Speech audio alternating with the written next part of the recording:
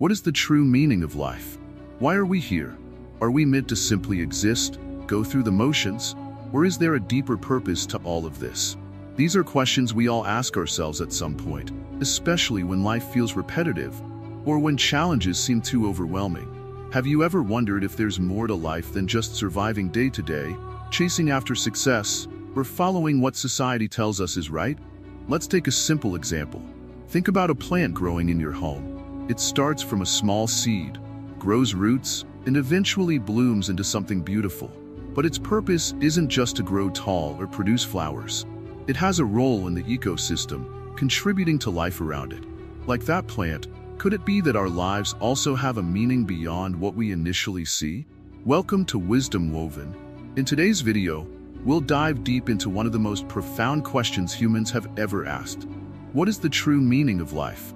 Before we begin, I just want to quickly remind you, there are so many views on this channel, but only 0.2% of you are subscribing. So please, if you find value in this video, like, comment, share, and subscribe to our channel.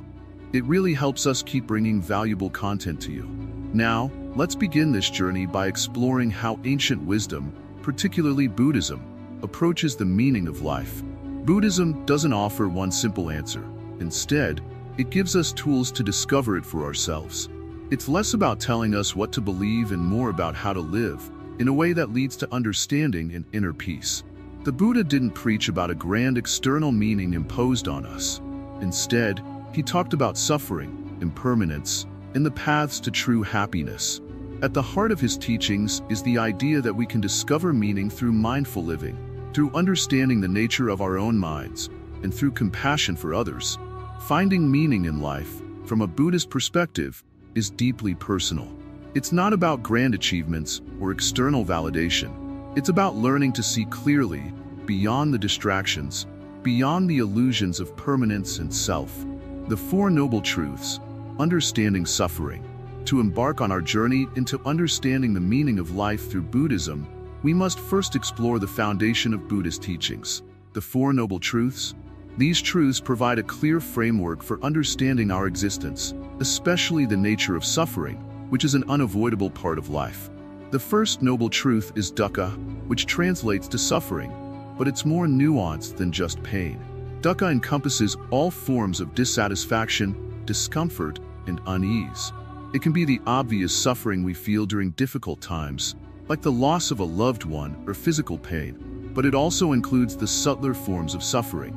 The anxiety of not knowing what the future holds, the frustration of unfulfilled desires, and the fleeting happiness that comes from temporary pleasures. Essentially, dukkha reminds us that life is not always smooth and that discomfort is a part of our human experience. Now, you might wonder, if suffering is such a common experience, what does it teach us? This brings us to the second noble truth, samadhi, or the origin of suffering.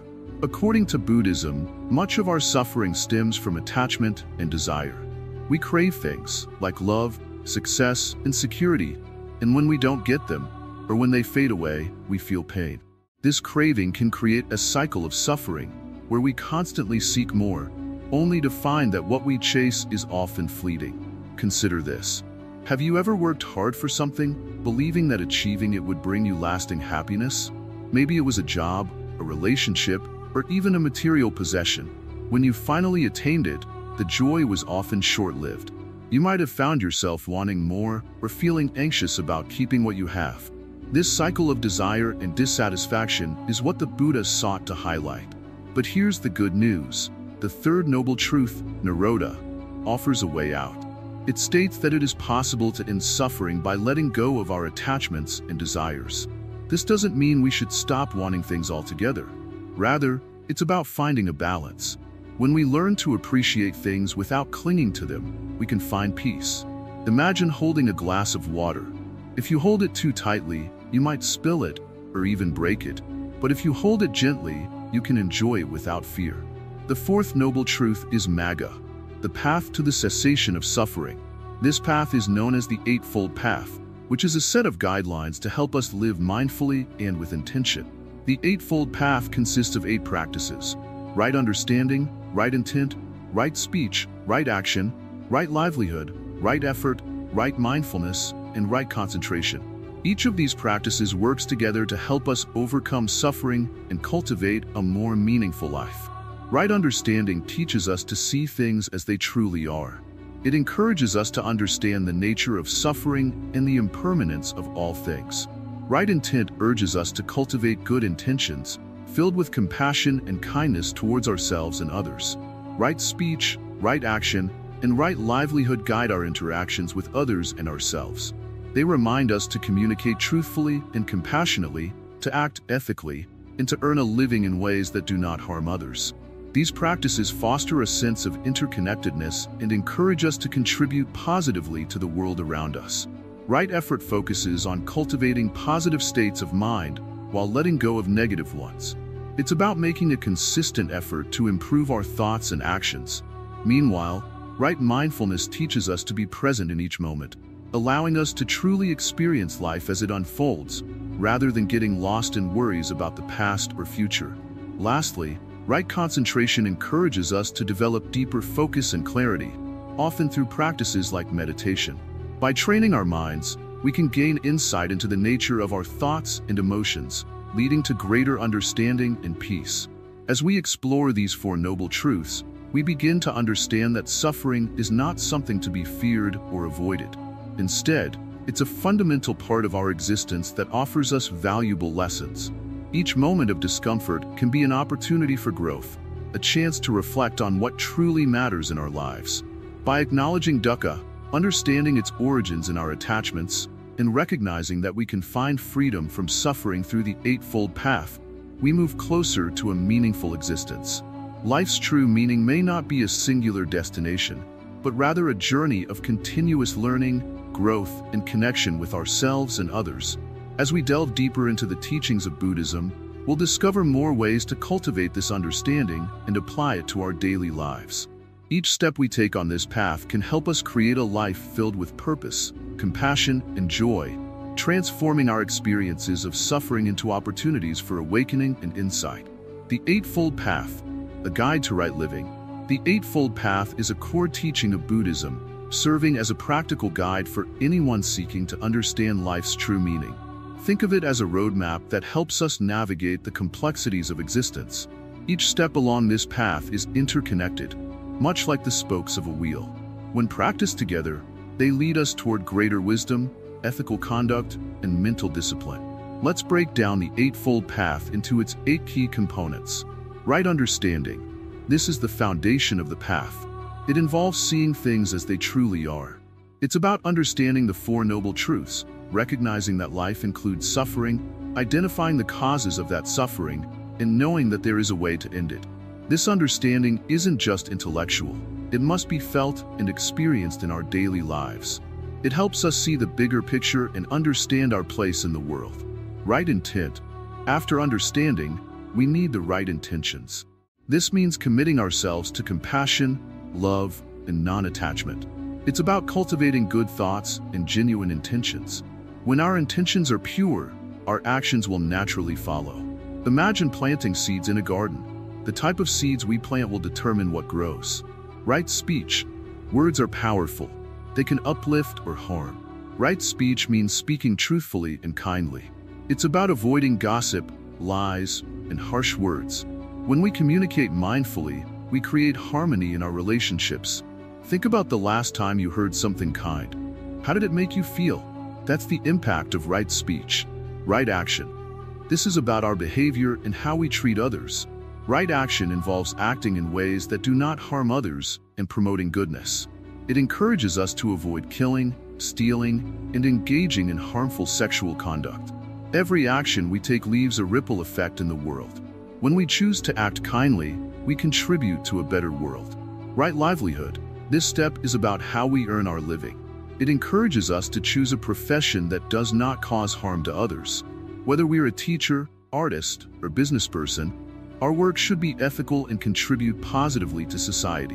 When our livelihood aligns with our values, we experience greater satisfaction and purpose. Right effort. This involves cultivating the right mindset and making the effort to improve ourselves.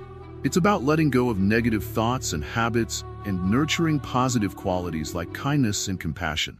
Think of it as exercising a muscle. The more we practice, the stronger we become. Right mindfulness. Mindfulness is all about being present in the moment. It encourages us to observe our thoughts and feelings without judgment. This practice helps us become aware of our reactions and the patterns in our lives. By being mindful, we can respond to situations with clarity instead of reacting out of habit. Right concentration. This is the practice of deep focus and meditation. It allows us to calm the mind and gain insight into our true nature. Right concentration leads to a peaceful state of mind where we can see things clearly. Through meditation, we learn to settle the mind and find tranquility amidst life's chaos. Together, these 8 elements create a holistic approach to living. The path isn't linear. It's a cyclical journey where we may find ourselves revisiting certain aspects repeatedly. As we grow and learn, our understanding of these teachings deepens, and we become more adept at applying them in our daily lives. It's important to remember that the Eightfold Path is not a checklist but a way of life. Each step supports the others, guiding us to live in harmony with ourselves and those around us. The more we practice these teachings, the more we cultivate inner peace and compassion. Applying the Eightfold Path can start with small, daily actions. For instance, when you wake up in the morning, take a moment to practice right understanding by reflecting on your thoughts and intentions for the day. As you interact with others, be mindful of your speech and actions. Notice how your words affect those around you. When challenges arise, practice right effort by maintaining a positive mindset and letting go of negativity. Remember, it's a journey, and there will be ups and downs. What's important is the commitment to practice. Over time, you'll find that living by the Eightfold Path brings clarity, purpose, and a deeper understanding of life. In conclusion, the Eightfold Path provides us with the tools to navigate life's challenges and to find deeper meaning. By integrating these principles into our daily lives, we not only transform ourselves but also contribute to the well-being of others. It's a path of wisdom, compassion, and right living that can lead us to a more fulfilling and meaningful existence. Impermanence. Embracing change as a key to life. In the grand tapestry of existence, one thread weaves through everything. Impermanence. This means that nothing lasts forever. Everything is in a constant state of change. Think about the seasons. Spring brings blossoms and new life. Summer shines with warmth. Autumn paints the leaves in vibrant colors, and winter wraps everything in silence. Each season is beautiful, but they never stay the same. They come and go, reminding us of the nature of life. Now, consider your own life. Have you ever looked back and realized how much you've changed? Perhaps your dreams, your friends, or even your perspective on life are different now than they were years ago. That's impermanence at work. It can feel unsettling, even scary, to think about how everything around us is always changing. We cling to moments, hoping they'll last forever, but they slip through our fingers like sand. In Buddhism, recognizing and accepting impermanence is a key step toward understanding the nature of life. This doesn't mean we should become indifferent or detached. Instead, it invites us to appreciate each moment as it comes. When we realize that life is fleeting, we learn to treasure the present. Every laugh, every tear, every experience is a precious part of our journey. Let's explore this idea through a simple story. Imagine a beautiful sunset. The sky is painted with shades of orange, pink, and purple. As you watch, you feel a deep sense of peace. But soon, the colors fade and night falls. If you try to hold on to that sunset, you may feel disappointed as it disappears. But if you embrace it as a moment of beauty, you can find joy in the experience itself. When we resist change, we often find ourselves in suffering. We cling to relationships, possessions, and even ideas about who we are. But when we learn to let go, we discover a profound freedom. Letting go doesn't mean we stop caring. It means we allow life to flow naturally without our tight grip on it. Buddhist teachings emphasize that everything is conditioned.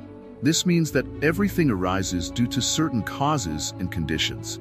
A flower blooms because of sunlight, water, and soil. When those conditions change, the flower wilts. Similarly, our lives are shaped by countless influences. When we embrace this understanding, we can navigate life's ups and downs with greater ease. Embracing impermanence can lead us to a deeper appreciation of life. Each moment becomes an opportunity to experience something unique. A friendship may not last forever, but the memories we create can bring joy. A happy moment may not last, but its impact can shape who we become. This awareness encourages us to live more fully in the present. Moreover, understanding impermanence can soften our fears. We often fear losing what we love, be it a job, a loved one, or our own youth. However, if we accept that everything is transient, we can face loss with grace. We begin to see that even in loss, there is beauty. Each ending creates space for new beginnings. Let's take a moment to reflect on how impermanence influences our relationships. We meet many people throughout our lives. Some become dear friends, while others drift away. Instead of being saddened by this, we can celebrate the moments we shared. Each person we encounter teaches us something. When we recognize this, we can approach relationships with gratitude instead of fear. Children illustrate the beauty of impermanence wonderfully. They grow and change so quickly. One day they're learning to walk, and before you know it, they're off to school. Instead of longing for the past when they were little, we can enjoy watching them grow. Each stage of their development brings new joys and challenges, teaching us to embrace life's changes. Art is another beautiful representation of impermanence. A painting or a song captures a moment in time, but as time goes on, the feelings it evokes may change. The same piece of art can mean something different to you years later. This fluidity reflects our ever-changing selves and our experiences. So how can we practice embracing impermanence in our daily lives? One way is through mindfulness. When we engage in mindfulness, we become more aware of the present moment. We learn to observe our thoughts, feelings, and surroundings without judgment. This practice allows us to notice the beauty in fleeting moments, like a child's laughter or the warmth of the sun on our skin. Another way to embrace impermanence is through gratitude. By cultivating a sense of appreciation for what we have, we can learn to value the present. Instead of focusing on what we lack or what we fear losing, we can shift our perspective to what we cherish. Each day presents new opportunities to be thankful for our experiences, no matter how small. When we fully embrace the truth of impermanence, we may find ourselves more resilient. Life's inevitable changes no longer feel like threats. Instead, they become opportunities for growth. Each challenge we face can teach us something valuable. We learn that we have the strength to adapt and thrive, even in the face of uncertainty. In conclusion, impermanence is not something to fear but a truth to embrace. It invites us to live more fully, appreciate our moments, and cultivate gratitude. When we accept the flow of life, we can find peace amidst change. So, let's remember that every moment is a gift, fragile, beautiful, and ever-changing. Let us celebrate the journey, knowing that it is through impermanence that we can truly experience the richness of life. Karma, the law of cause and effect in life. Karma is one of those words we often hear, but what does it really mean? At its core, karma is about actions and their consequences. It teaches us that everything we do, whether good or bad, has an effect on our lives and the lives of others. Imagine a pebble thrown into a pond. The ripples that spread out are like the consequences of our actions. They reach far and wide, influencing many things along the way. In our daily lives, we can think of karma as the universal law of cause and effect. When we act kindly, we create positive energy that can come back to us in unexpected ways. But when we act selfishly or hurtfully, we generate negative energy that can also return to us. It's a simple yet powerful idea that encourages us to be mindful of our actions and their impact. You might wonder how this relates to finding the true meaning of life. Well, understanding karma invites us to reflect on our choices. Each decision we make shapes our lives and the world around us. For instance, if you choose to help a friend in need, that act of kindness not only uplifts them but can also inspire others to act similarly. The kindness spreads, creating a ripple effect of positivity. Now, let's explore this concept in a practical way. Think about a time when you helped someone. Perhaps you offered your time to listen to a friend who was going through a tough moment. That small gesture might have made a huge difference in their life, helping them feel valued and loved. In turn, your friend may have felt inspired to help someone else, continuing the cycle of kindness. This is karma in action. Conversely, Consider a moment when you acted out of anger or frustration. Maybe you snapped at a coworker during a stressful day. That negative action can create a ripple too, causing hurt feelings and tension that might linger. It can affect not only your relationship with that coworker, but also the atmosphere of the entire workplace. This is the flip side of karma. Every action has the potential to create positive or negative effects. Buddhism teaches that we are not just passive participants in life. We are active creators of our own reality. Every thought, word, and action carries weight. When we understand this, we realize the power we hold in shaping our experiences. It can be empowering to know that we can choose actions that lead to happiness, fulfillment, and meaning. Let's take a moment to reflect on how this understanding can shift our perspective. When we face challenges, instead of feeling like victims of circumstance, we can look at our actions and see how they may have contributed to our current situation. This doesn't mean blaming ourselves for everything that goes wrong, but rather recognizing our role in the larger tapestry of life. The idea of karma also emphasizes the importance of intention. In Buddhism, it's not just the action that matters, but the intention behind it. If your intention is rooted in compassion and understanding, even if the outcome isn't what you hoped for, the karma generated is still positive. On the other hand, if you act out of anger or selfishness, even a seemingly harmless action can have negative repercussions. It's also worth noting that karma doesn't always yield immediate results. Sometimes, we may act kindly and not see any apparent reward. This can be discouraging, but it's essential to trust that the energy we put into the world will come back to us in some form, even if it's not visible right away. Karma encourages us to cultivate a mindset of patience and resilience. The more we practice kindness, generosity, and compassion, the more we create a positive environment for ourselves and others. Each small act adds to our karmic bank, creating a foundation for a more meaningful and joyful life. As we navigate life's ups and downs, understanding karma helps us to respond rather than react. When faced with challenges, we can pause and consider how our choices shape our experiences. Instead of blaming others or external circumstances, we can take responsibility for our actions and the energy we bring into our interactions. Buddhism also teaches that our past actions influence our present, but they do not dictate our future. We have the power to change the course of our lives through conscious choices. Every moment is an opportunity to start anew, to sow seeds of positive karma that can blossom into something beautiful. This understanding of karma isn't just about individual actions, it also highlights our interconnectedness. We are all part of a vast web of life, where our actions can impact others in ways we might not even realize. When we act with awareness, we contribute to a collective good, fostering an environment where everyone can thrive. In essence, karma invites us to be mindful of our presence in the world. It teaches us that our actions matter and that we can choose to make a positive difference.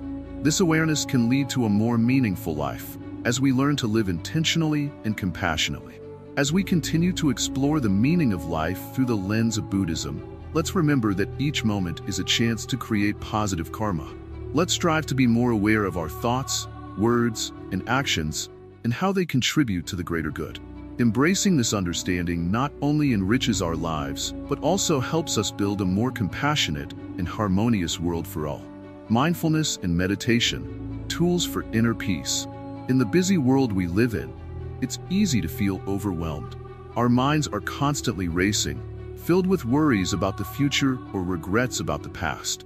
This is where mindfulness and meditation come into play, acting as tools to help us find calm amidst the chaos. But what exactly do these terms mean, and how can they transform our lives? Mindfulness is the practice of being fully present in the moment. It's about paying attention to what you're doing, thinking, and feeling without judgment. Imagine you're eating a piece of chocolate. Instead of mindlessly devouring it while scrolling on your phone, mindfulness encourages you to savor every bite. Notice the texture, the taste, the sweetness. This simple act of being present can turn a mundane experience into something meaningful. When we practice mindfulness, we learn to observe our thoughts and feelings as they come and go. Instead of being swept away by our emotions, like anger, fear, or sadness, we can step back and watch them, like clouds passing in the sky. This doesn't mean we ignore or suppress our feelings. Rather, we acknowledge them without letting them control us. Over time, this practice helps us cultivate a sense of peace and clarity, allowing us to respond to life's challenges with a calm mind. Meditation is a more structured way of practicing mindfulness. It's a time set aside to quiet the mind and focus inward. There are many forms of meditation, but one common method is to sit comfortably, close your eyes, and focus on your breath. As you breathe in and out, you might notice thoughts popping up, thoughts about the past, the future, or to-do lists. This is completely normal. Instead of getting frustrated, gently bring your focus back to your breath. At first, meditation can be challenging. Our minds are like wild monkeys, jumping from one thought to another. However, with practice, we begin to develop a greater ability to focus and to observe our thoughts without getting caught up in them. Just like training a muscle, the more we meditate, the stronger our mind becomes. Many people think they need to meditate for hours to see benefits, but even a few minutes each day can make a difference. Start small, perhaps just 5 minutes in the morning or before bed. As you become more comfortable, you can gradually increase the time. The key is consistency. Over time, you'll notice a shift in how you respond to stress and challenges.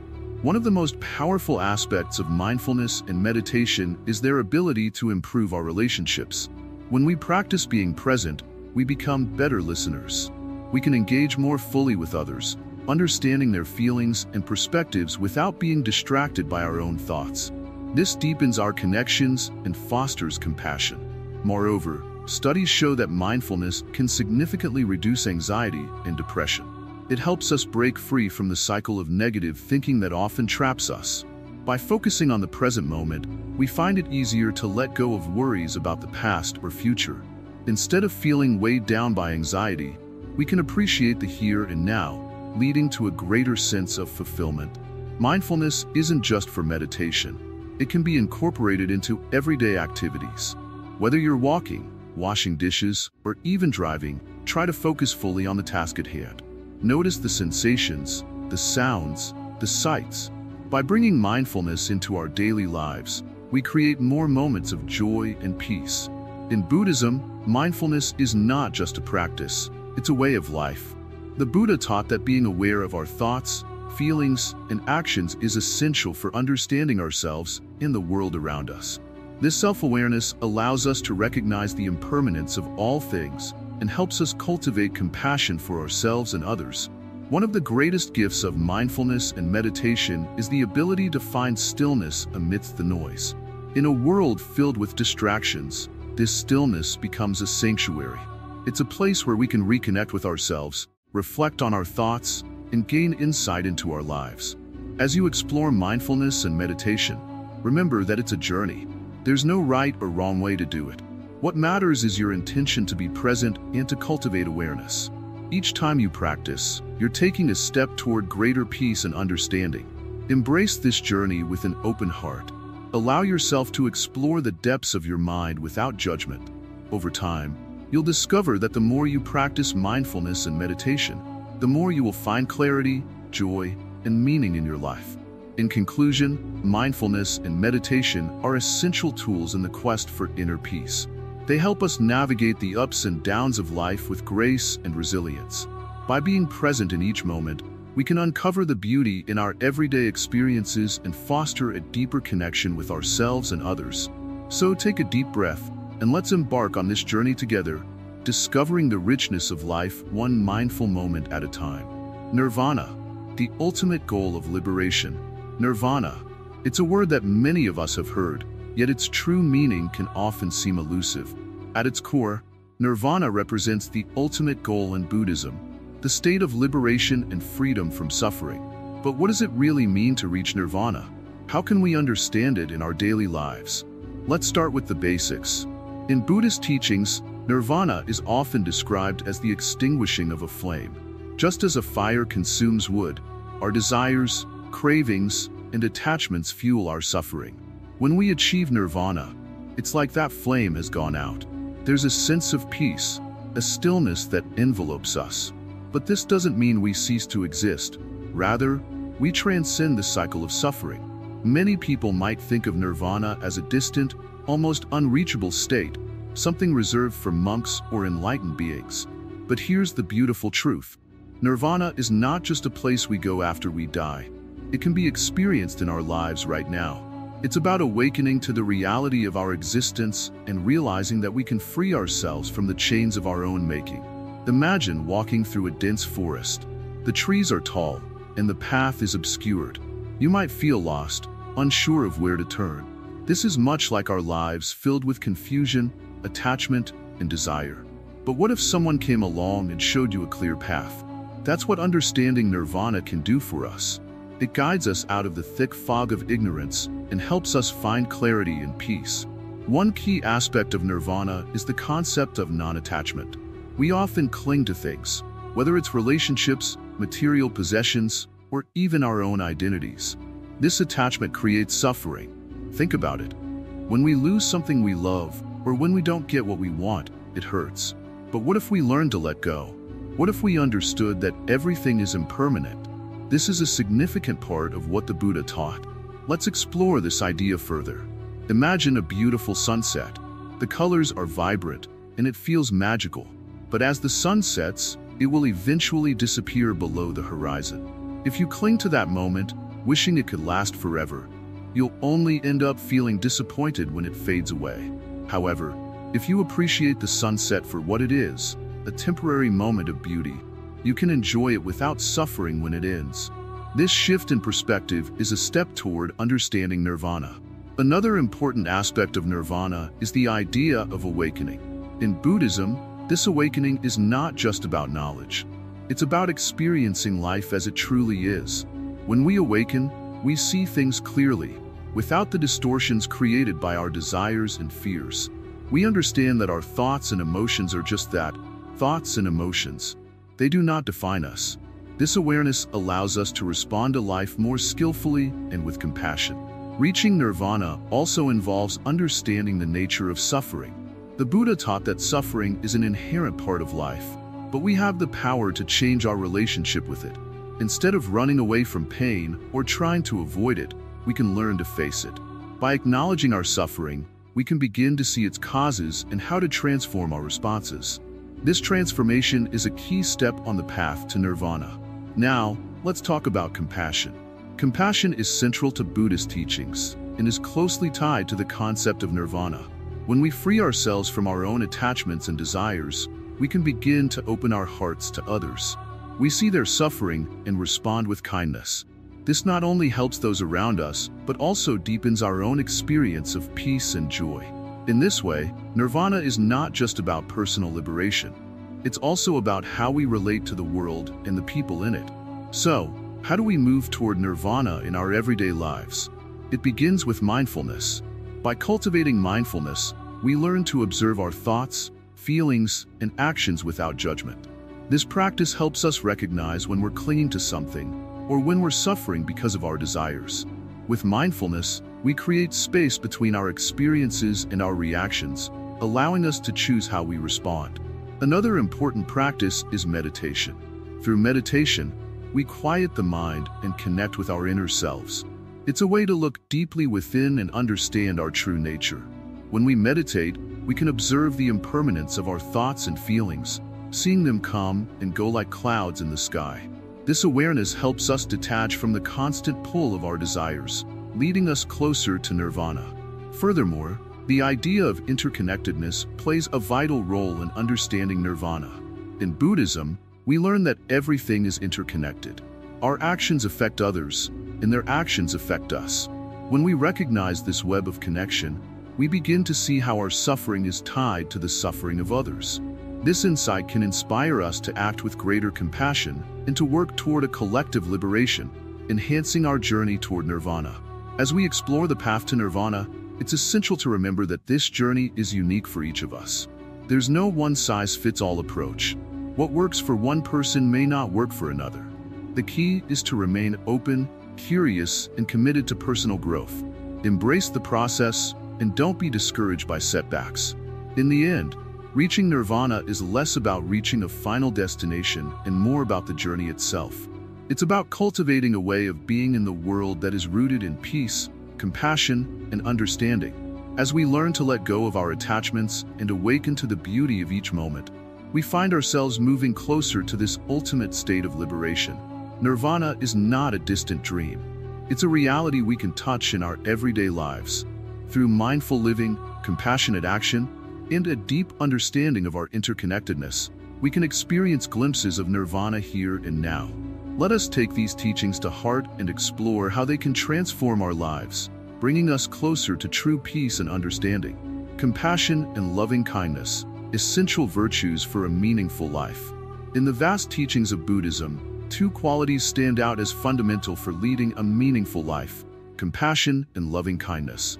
These aren't just nice ideas. They are powerful practices that can transform how we interact with the world and each other. Let's explore what these qualities mean and how they can help us discover a deeper purpose. First, let's talk about compassion. Compassion is more than feeling sorry for someone. It's about truly understanding their suffering and wanting to help alleviate it. Imagine seeing someone in pain, perhaps a friend going through a tough time or a stranger facing hardship. When you feel compassion, you're moved by their situation. You recognize that they, like you, want to be happy and free from suffering. This understanding creates a bridge between you and them, a connection that can lead to action. In our daily lives, we often get caught up in our own problems and concerns. But practicing compassion invites us to step outside of ourselves. It encourages us to listen to others, to see the world through their eyes. When we practice compassion, we realize that everyone has their struggles. This shared experience of suffering can help us develop a sense of empathy and connection. Now, let's turn to loving kindness, or metta in Pali. Loving kindness is about wishing well for others, even those we may not know or those with whom we have conflicts. It's the desire for all beings to be happy and free from suffering. Loving kindness is not restricted to friends and family. It extends to strangers and even those we find difficult to love. Practicing loving kindness can begin with yourself. Many people find it hard to be kind to themselves, often engaging in negative self-talk. Start by looking in the mirror and wishing yourself well. Say to yourself, "May I be happy. May I be healthy. May I be safe." This practice builds a foundation of self-love, allowing you to share that love with others. When we cultivate compassion and loving kindness, we begin to change our perspective on life. We stop viewing others as separate from ourselves. Instead, we start seeing everyone as part of a larger community, interconnected in our desires and struggles. This realization can be incredibly liberating. It helps us let go of judgments and opens our hearts to kindness. Imagine how different our world would be if everyone practiced these virtues. Conflicts would lessen, understanding would deepen, and we would support each other through life's ups and downs. Acts of kindness can be as simple as holding the door open for someone, offering a smile, or taking a moment to listen to a friend's concerns. Each small act contributes to a more compassionate world. In Buddhism, compassion is also tied to the idea of karuna, which means active compassion. It's not enough to feel compassion, we must act on it. When we see someone in need, we should ask ourselves, what can I do to help? This could mean volunteering, donating, or simply being there for someone who is struggling. Our actions, however small, can have a ripple effect on those around us. Practicing these virtues regularly can help us develop a compassionate mindset. One effective way to do this is through meditation. Loving kindness meditation involves focusing on sending thoughts of goodwill to yourself and then gradually extending those wishes to others. Start with yourself, then move to loved ones, then to acquaintances, and eventually to those with whom you have difficulties. This meditation can open your heart and help you connect with the feelings of others. Moreover, compassion and loving kindness are not just personal practices. They have a collective aspect as well. In a world filled with division and strife, we can choose to be beacons of compassion. This doesn't mean ignoring the challenges around us. Instead, it means facing those challenges with a heart full of love and a desire for understanding. When we respond to hate with love, we challenge the cycle of negativity that often surrounds us. It's important to remember that cultivating compassion and loving kindness is a journey, not a destination. Some days will be easier than others. You might find yourself frustrated or angry, and that's okay. Recognizing these feelings is part of the process. What matters is how we choose to respond. Even in moments of frustration, we can remind ourselves of the importance of compassion. As we embrace these qualities, we also begin to transform our understanding of happiness. Many people chase happiness through material possessions, achievements, or status. However, true happiness, as suggested by Buddhist teachings, often comes from within and is deeply connected to our relationships with others. When we act with compassion and loving kindness, we create meaningful connections that nourish our hearts. Furthermore, these practices also help us deal with suffering. Life is full of challenges, and suffering is a natural part of the human experience. But when we approach our pain with compassion, we can learn to accept it without being overwhelmed. We can see our suffering as a teacher, guiding us to develop empathy and understanding for others in similar situations. Compassion and loving kindness also extend to our environment. As we learn to care for ourselves and others, we naturally begin to care for the world around us. Recognizing that all beings are interconnected reminds us that our actions impact the planet. Choosing to live sustainably, advocating for the environment, and protecting wildlife are all expressions of this deepening compassion. In conclusion, cultivating compassion and loving kindness are essential for a meaningful life. These practices allow us to connect with others, understand their struggles, and contribute to a more harmonious world. As we develop these virtues, we not only enrich our own lives, but also the lives of those around us. Remember, every act of kindness counts, no matter how small. Each moment we choose compassion brings us closer to discovering the true meaning of life, not just for ourselves, but for all beings. Let's embrace these qualities and see how they can transform our lives and the world around us. The middle way, balancing desire and detachment.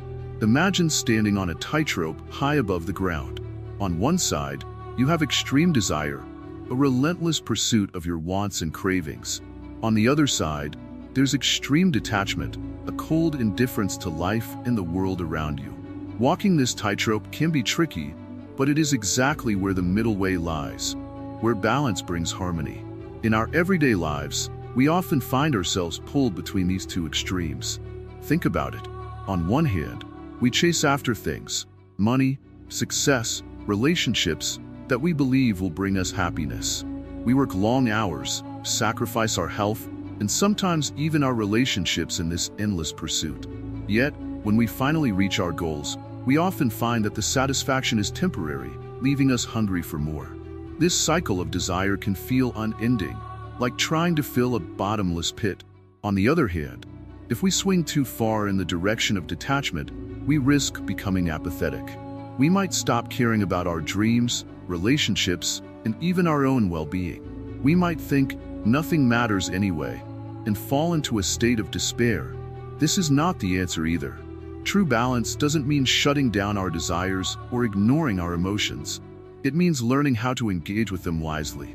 The middle way teaches us that it's not about completely giving up our desires or becoming consumed by them.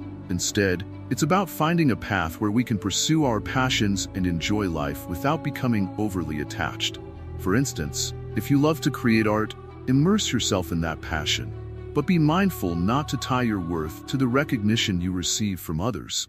The act of creation itself can bring joy, independent of external validation. Buddhism invites us to see that desires are natural. It's part of being human to want things: love, security, and fulfillment. The key is recognizing that these desires can lead to suffering when we cling too tightly to them. When we expect certain outcomes from our desires, and those outcomes don't materialize, we experience disappointment and frustration. The middle way suggests that we can enjoy the journey of pursuing our goals while staying aware that life is unpredictable. Imagine you're at a buffet filled with delicious food. If you go overboard and pile your plate high, you may find yourself overwhelmed and unable to enjoy what you've chosen. But if you pick a few dishes that you truly enjoy and savor each bite, you experience joy without excess. This principle applies to life as well. Finding joy in moderation leads to lasting satisfaction rather than fleeting pleasure. Another aspect of the middle way is understanding that life is about cycles. Just like seasons change, our desires and circumstances shift. When we grasp this, we can let go of the need for constant fulfillment and learn to appreciate the present moment. If we become overly attached to a desire, we may find ourselves resisting change. For example, Holding on too tightly to a relationship can lead to anxiety and fear of losing it.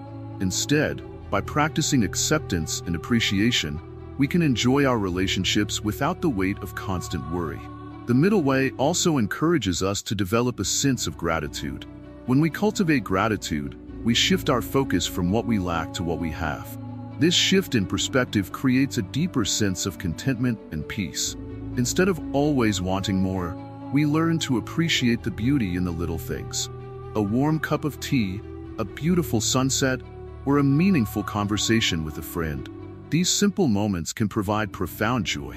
Buddhism teaches us that the journey of life is not about avoiding desires altogether, but learning to navigate them skillfully.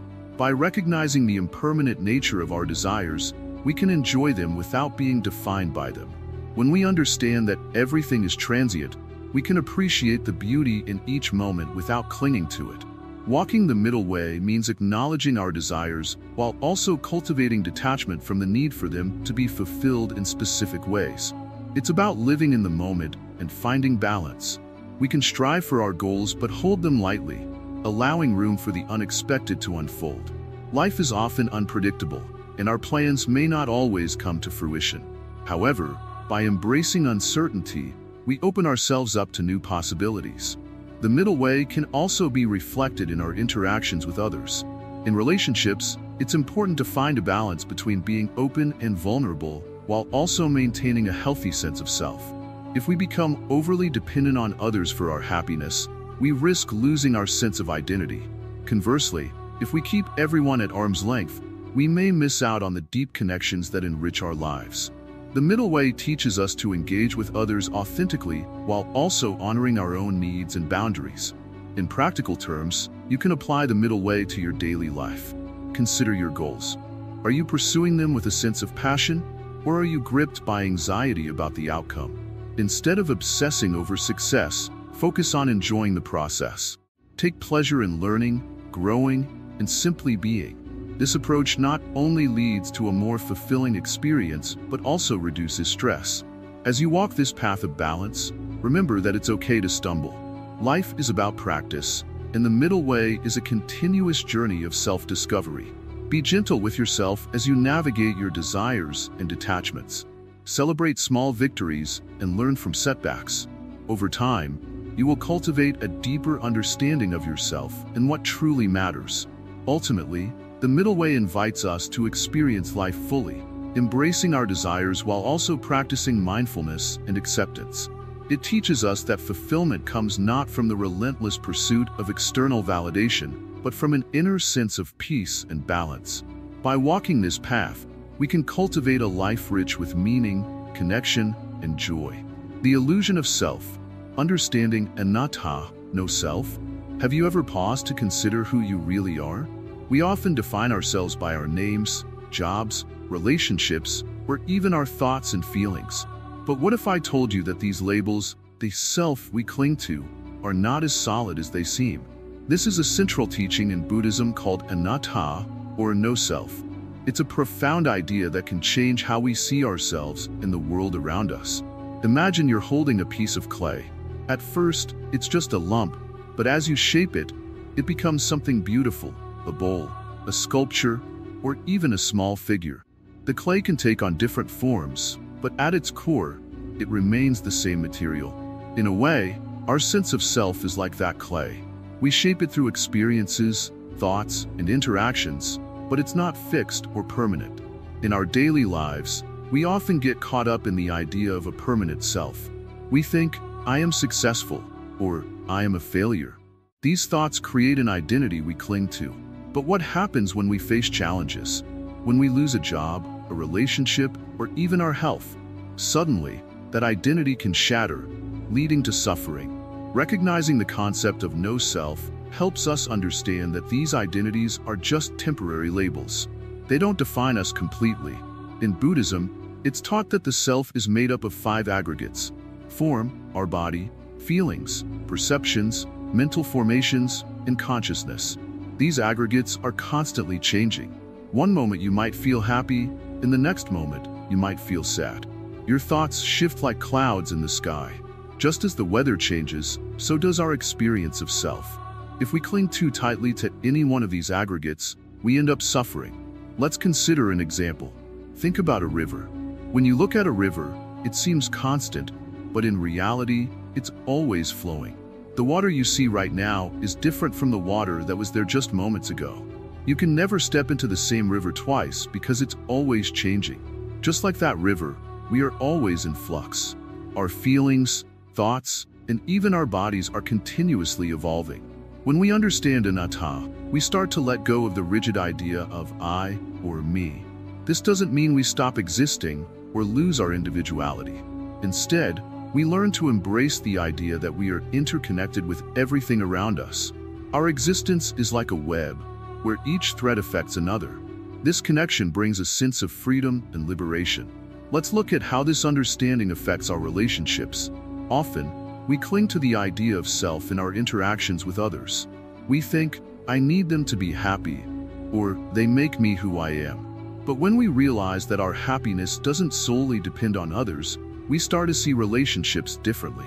We can appreciate them for what they are, temporary and ever-changing connections rather than permanent anchors. This shift in perspective helps us cultivate compassion.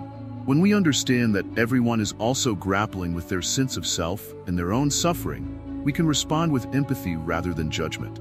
We see that just like us, others are trying to navigate their own rivers of existence. Now, let's consider how the illusion of self plays into our desires. We often chase after things, believing they will make us happy: money, success, love. But when we realize that these desires are rooted in a fleeting sense of self, we can begin to see their emptiness. When we pursue happiness through external means, we can become trapped in a cycle of craving. Understanding no self allows us to find peace within, rather than in the outside world. Meditation is a powerful tool in recognizing anatta. When we sit in silence, observing our thoughts and feelings, we start to see that they come and go. We aren't our thoughts. They are simply passing clouds in the vast sky of our consciousness. This practice of mindfulness helps us cultivate awareness of our experiences without clinging to them. We learn to let them flow, just as the river flows, without grasping for permanence. As we explore the idea of no self, we also encounter the concept of interdependence. Everything in our lives is interconnected. Our actions affect others, and their actions affect us. This realization helps us move away from a self-centered perspective. We begin to understand that our well-being is tied to the well-being of those around us. This interconnectedness fosters a sense of community and shared responsibility. In essence, understanding anatta doesn't strip us of our identity. Rather, it liberates us from the confines of a rigid self. It encourages us to experience life fully, without the weight of unnecessary labels. When we embrace this teaching, we find a deeper sense of freedom and joy in the present moment. So, how can we incorporate this understanding into our daily lives? Start by observing your thoughts and feelings without judgment. Notice how they change from moment to moment. Practice letting go of the need to label yourself. Instead of saying, I am angry, try saying, there is anger present. This slight shift in language helps you detach from the feeling, allowing it to pass more freely. Remember that it's okay to seek joy, connection, and fulfillment in life. Just keep in mind that these experiences are not what define you. They are part of your journey, but not the entirety of who you are. By acknowledging the illusion of self, we cultivate a sense of peace and acceptance. Life becomes less about what we can acquire or achieve, and more about how we can experience each moment with openness and compassion. Embrace the idea that you are not a fixed entity, but a dynamic part of the ever-changing universe. In summary, the teaching of anatta offers profound insights into the nature of existence. It invites us to let go of the rigid identities we cling to and embrace the fluidity of life. When we understand that we are not isolated beings, but part of a larger tapestry, we open ourselves to deeper connections, compassion, and ultimately, a more meaningful existence. Rebirth and samsara, the cycle of life and beyond. In Buddhism, one of the most profound teachings is about samsara, the cycle of birth, death, and rebirth. This cycle is a fundamental part of understanding life's journey. Imagine life as a great wheel, constantly turning. Each turn represents the experiences we go through, joys, sorrows, successes, and failures. But what does it really mean, and how does it connect to the idea of rebirth? First, let's talk about samsara. In simple terms, it's the ongoing cycle of existence. We live our lives, make choices, and these choices lead us to our next lives.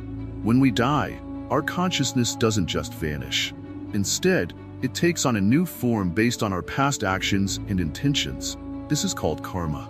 Good actions lead to positive rebirths, while negative actions can lead to challenging circumstances in the next life. This is the natural law of cause and effect, showing how our lives are interconnected in ways we might not always see. Think of it like this. If you plant a seed of kindness today, you may grow a tree of compassion in your next life. But if you plant seeds of anger and resentment, those will also grow, leading to a life filled with suffering. Understanding this gives us a powerful choice. We can choose our actions wisely.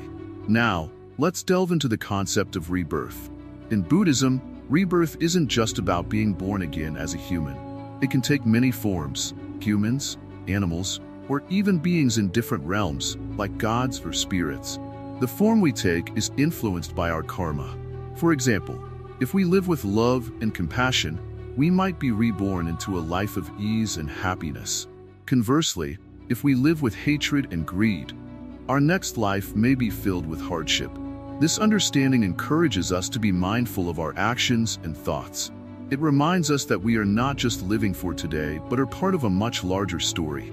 Our current life is just one chapter in a vast book of existence. This perspective can be both humbling and empowering. You might wonder, why do we have to keep going through this cycle? Well, the cycle of samsara can be seen as an opportunity for growth and learning. Each life presents lessons and challenges, helping us evolve. But there's a deeper truth. The ultimate goal is to break free from this cycle entirely and reach a state called nirvana. Nirvana is often misunderstood. It's not about a physical place, but rather a state of being, free from suffering, desire, and the illusions of self. When one attains nirvana, they are no longer bound by the cycle of samsara. Imagine shedding all your burdens and experiencing pure freedom. This is what Buddhists aspire to achieve. To break free from samsara, one must understand the nature of life itself. Everything is impermanent, constantly changing. The more we cling to things, our possessions, relationships, or even our ideas about ourselves, the more we suffer. Recognizing this impermanence helps us let go. Letting go doesn't mean abandoning everything. It means not allowing our happiness to depend on transient things. Additionally, understanding anatta, or the concept of no self, plays a crucial role in breaking free from samsara. We often think of ourselves as fixed beings with permanent identities. But Buddhism teaches us that there is no unchanging self. Our identities are fluid, shaped by our experiences, thoughts, and actions. By recognizing that we are not separate from the world, we can cultivate compassion and understanding towards all beings. Every creature in this cycle is interconnected, sharing in the same experiences of joy and suffering. This realization fosters a sense of unity and responsibility. When we hurt others, we hurt ourselves. When we help others, we uplift ourselves. This understanding encourages us to act with kindness and compassion, not just for our sake, but for the sake of all beings. As we reflect on our lives, it's important to ask ourselves, what kind of seeds are we planting? What kind of future are we creating? Each action, no matter how small, contributes to our journey through samsara. Every moment offers us a chance to change the course of our lives and, in turn, the lives of others. Practicing mindfulness can help us become aware of our actions and their consequences. When we live in the present moment, we can make choices that align with our highest values and intentions. This practice allows us to break free from patterns of negative thinking and behavior that keep us trapped in the cycle of suffering. In our daily lives, we can apply this understanding of samsara and rebirth. When faced with difficulties, instead of viewing them as obstacles, we can see them as opportunities for growth. Each challenge is a chance to learn something new about ourselves and the world. Moreover, embracing compassion in our interactions can help create positive ripples in the world. When we act with love and kindness, we not only benefit ourselves but also contribute to the happiness of those around us. This interconnectedness forms the very fabric of our shared existence. Ultimately, understanding samsara and rebirth encourages us to take responsibility for our lives. It reminds us that we are the architects of our destinies, shaping our future through our actions today. By living mindfully and compassionately, we can break the cycle of suffering and contribute to a world filled with joy and understanding. As we continue on our journey, let us remember that we have the power to transform our lives and the lives of others. The cycle of samsara may be vast and complex, but with every mindful step, we can inch closer to liberation and true meaning. Conclusion: applying Buddhist wisdom in daily life. We've reached the final part of this journey. We've explored many deep ideas together, haven't we? From the Four Noble Truths to the Eightfold Path, from karma to compassion, from impermanence to nirvana. And now, as we sit together, I want to speak to you, not as a teacher or a Zen master, but as someone walking this path alongside you. The question we must ask now is, how do we take these teachings, these ancient wisdoms, and apply them to our daily lives? How do we live Buddhism, not just learn about it? Let's start with something very simple. Life is busy, noisy, and full of distractions. We wake up to the sound of alarms, rush through breakfast, scroll through our phones, worry about work, and then, by the time the day is done, we're exhausted. It feels like life is speeding by, doesn't it? But here's the thing. Buddhism teaches us that life is happening right now. This very moment is where life truly is. All the time spent thinking about the future or worrying about the past. It takes us away from the present, where our true experiences lie. One of the most powerful Buddhist teachings is mindfulness. It's not about sitting on a mountain or meditating for hours. No, mindfulness is something you can bring into every single moment of your day. When you brush your teeth, feel the texture of the toothbrush. Notice the coolness of the water. When you walk, feel your feet touching the ground. When you speak to someone, truly listen, without letting your mind wander. This is where life happens, here and now. Do you know what happens when we live mindfully? We start to slow down. We begin to notice the small, beautiful details of life. The way sunlight filters through the trees, the sound of laughter, the taste of food. We begin to appreciate things we often take for granted. And this leads to a deep sense of peace.